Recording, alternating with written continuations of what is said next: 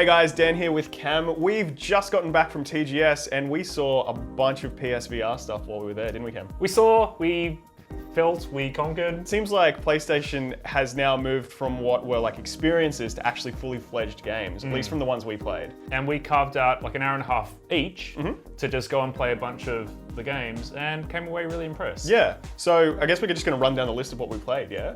Yeah, I think we're just going to just dive into some of the things that, our impressions of the stuff we played. Yeah, well first up we played Astrobotic You Mission, which we've also done a standalone feature about if you want to get a little bit more detail. But it's basically a 3D platformer from Japan studio where you're the camera and you look around and control a little robot as he platforms through levels. Yeah, it's a platformer that places you into the scene. Yeah. You've got a virtual DualShock, and yeah, you can see the DualShock when you look down and everything. Yeah, and so there's a lot of interaction with that. So you go into a level and the little Astrobot is sitting on the touchpad. You're going to flick it off into the world, but then you're rescuing other robots as you kind of platform around, and they jump up into the air and then like soar down into your virtual DualShock, and then any other ones that you've rescued all pop up and cheer, and it's incredibly adorable. But placing you into the world is not just a gimmick, because a lot of because you don't control the camera apart from kind of looking around, and so the camera will automatically move through the level as you progress. But you'll get to a setting where there'll be platforms up behind you, and so you'll actually control your Astrobot and have to look up, and he'll go up there, and then you'll do stuff like you'll kind of lean back and look down, and there'll be a little hidden ledge that you wouldn't have seen otherwise. And there's cute little ideas like obstacles that you have to headbutt out of the way as you go along. So a lot of like actually moving your body. And I think for me, one of the things that I didn't love about PSVR is that compared to Vive, where Vive is, you've got like a 3D physical space that you are actually moving about, and it's tracking your movement in 3D space. And PSVR does that too, but it's not room scale. So it's a little bit different. So it's cool seeing the implementation of that tracking in ways where you're still kind of a seated experience. Yeah. And it works really, really well. Yeah, that's the thing that I was most impressed by, was that I was expecting it to be just a little bit gimmicky and be like, oh, it's kind of like a platformer and I move around. But it really is just so much different in VR. Yeah.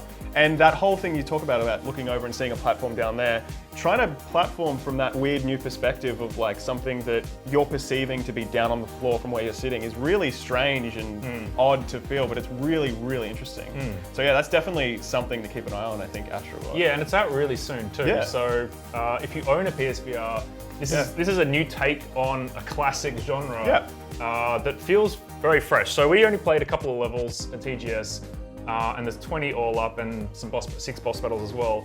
But I am really curious to see how they play with the stuff that we've already seen, because there's a lot of potential there. So fingers crossed it's as awesome as it appears to be. Yeah.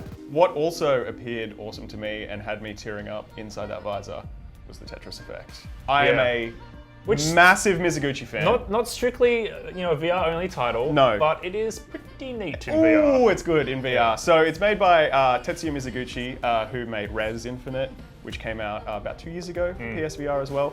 And it's just Tetris, but with his crazy music and visual synesthesia thing. And it's got that same kind of thing that Area X had with the like particle effects rather than actual full models of stuff. So I think in the first level there was a whale that jumped over that was just all these great blue particles, and the music all works together, and it's classic Tetris with this amazing soundtrack and amazing visuals. And it's this bizarre combination, right? Because it is very simple core Tetris gameplay, and they're not messing with that. They're not trying to make the actual Tetrisness of it. They're retaining what makes that game so great, but at the same time making this overwhelming like oral and visual experience around it. So it's a weird juxtaposition of ideas, but it works pretty well. Yeah, it's got kind of a little bit of Luminous DNA as well. Like with new drop blocks, they play certain sounds and they add to the soundtrack, and it's just... And each setting has different music and visuals. And what I thought was interesting is you start on a level and it looks like it's a big long line, and you just, as soon as you finish, you warp into the next one, and the music transitions and you just kind of keep going. But the cool thing is the new, I can't remember what it's called, the line? Zone mode? Zone Is that what mode? you're talking about? Yeah. And it basically freezes time and you can just keep stacking blocks and getting like Tetris as many as you can in one go. Yeah. And then when the time runs out, it all clears. It all clears. Yeah. And that was really, really cool. And the music changes and I like it. Yeah. I played something that you didn't play, which we'll touch on briefly, called Final Assault. Okay. And this is kind of like a real-time strategy game / MOBA / tower defense kind of thing. And not generally a genre that I'm necessarily that interested in, but it's always cool seeing the VR version of things and how that changes your impression of it. So this, it's like, two bases at opposite sides of a relatively small map. And there's a couple of, the level I played at least, there's a couple of lanes. And you have steadily accruing resources, so it's not like managing resources and mining resources like a typical RTS. But you pull up a clipboard in this virtual world and you pluck units off. Oh, that's awesome. And drop them into the lane you want them to go down. But then you can also manually like grab a unit and direct where you want it to go. What I found cool was actually navigating, from this godlike perspective on the map, is you're kind of dragging the ground to like pull yourself over and you're shifting your perspective. And I found that after 15 minutes in the demo, I was getting really accustomed to zipping about the map and like changing my viewpoint and chucking units down and the actual nature of like the perspective worked really, really effectively. And there's some very neat 3D as well, like just artillery fire, arcing up and over is really cool. I mean, it's weird the things you get excited about in VR and the 3D perspective. And then when you beat the demo level, your base fires artillery like up cool. and over to target the enemy base. And the sensation of space works really, really well. Yeah. I mean, I don't really know, what this feels like as a full product, but yeah, the taste I got was pretty interesting. And the developer I spoke to after the demo was saying that it's not just PSVR, it's Vive and Oculus as well, and there's PvP crossplay between all those platforms. Cool. So yeah, so it's PvP and story and cool. neat little thing. I just like playing something where it's like, this is not really my kind of thing, but then you're like, no, this is a pretty neat little implementation of a genre that I don't usually play. Nice. So, I played something that you didn't play, and it's right up my alley. Oh yeah. I played Blood and Truth, which is London Studios' next VR title after the London Heist, which was one of the launch experiences on VR. Which was pretty cool. Which was really, really cool. Yeah. And this is basically just a evolution of that. Right. So you're a gun soldier, and you go into an apartment block is what I played, and you're taking down gangsters and John Woo style slow motion and pulling out guns. And the way it works is you have physical holsters for your weapons. So you have 2 hip holsters for your handguns and you have a back holster for your big gun.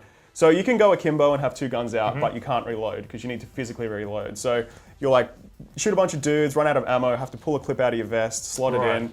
The movement was the classical like teleporting, so you'd look at the place and you'd automatically move there. But the cool part about that is in a firefight, say you wanted to change cover, it'll start moving and then you can hit the slow-mo button and just John Woo style shoot a bunch of dudes as you're going over there. Really, really, really cool. And just like in Final Assault, you have to physically pull yourself through certain areas. So there was a part where I had to climb some scaffolding to break into an apartment, and that had to physically like pull myself over and find the way to climb over there. And there was lockpicking as well, which was really cool in VR. So like trying to find the way to get into there. It seems like it's gonna be pretty fun. And you were saying that you holster both your pistols and then you pull out your shotty. Yeah, and like all of them have the right kind of loading animation. So like your shotgun is a double barrel, and then when you run out, you Doom style flick it open and then shove in 2 shells and off you go again. Really, really fun, and it seems like it's going to be quite a meaty game. But again, I have no idea if that's going to sustain for an entire game. It could get. For me, like it comes down to if the aiming's precise enough, and if it's tactical enough in terms of ducking and dodging. I guess it would then be. I'll happily play as much of that as they want to serve up, because that's to me it's like the evolution of Time Crisis or something where. Yeah, it's about that precision aiming. That's what I really want from that kind of game. Did you play anything else? I played Space Channel 5. Oh, that's right. So, Space Channel 5 was, I saw people on that demo the entire time that we were there. It was always had We someone were in on Japan, it. Yeah. so there is And that. so you, I assume, have played Space Channel 5 before? Yeah. I mean, I played it on Dreamcast, and I liked it from the perspective of it was a quirky game from Japan that had a fun soundtrack and fun visual aesthetic. I never really loved the gameplay, even though I do like rhythm games. To me, it was much more about the fact that this weird game exists, and it's just cool, right? Yep. But fast forward however many years, and it's not as cool anymore.